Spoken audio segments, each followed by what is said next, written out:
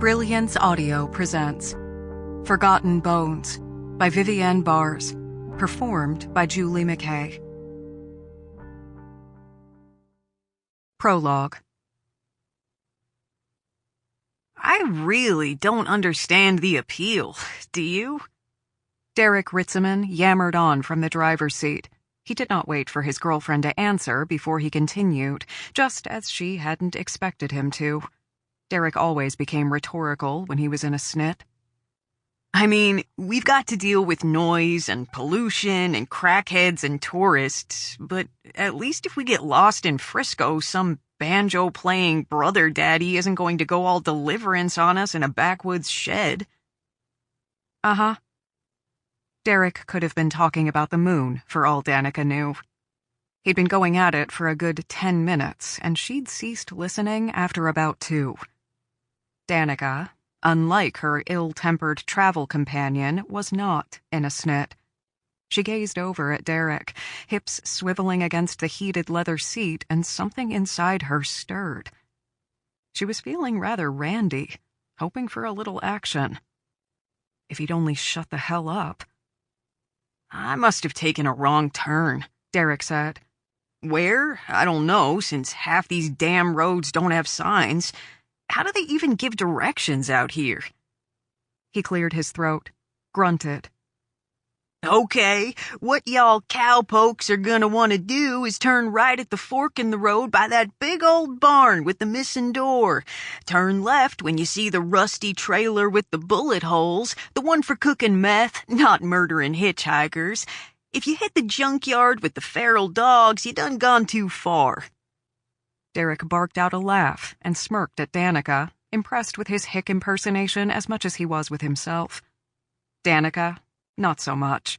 Derek's incessant yapping was dulling the buzz she'd worked so hard to achieve. Plus, she had that burning itch that required scratching. She tugged at the expensive haircut he loved to brag so much about. Yeah, guys, $200, but come on, and tickled her fingers up the back of his skull. He placed a hand over hers and moved it downward with a kneading motion so that she would take the hint and massage his neck. She said, "Hey, babe, maybe you should pull over for a minute." I honestly have no idea where we are. He provided her with a scowl, followed up with an irritated sigh. Do you? Danica let out a sigh of her own as she pulled her hand away. Nope, she said, the dashed line in the middle of the road going squiggly as she shook her head. Here, I'll stop at that Starbucks up at the corner and ask for directions. Danica hiccuped, and the tide of fullness went out inside her belly, leaving behind a fizzy whitewash of mid-range Chardonnay.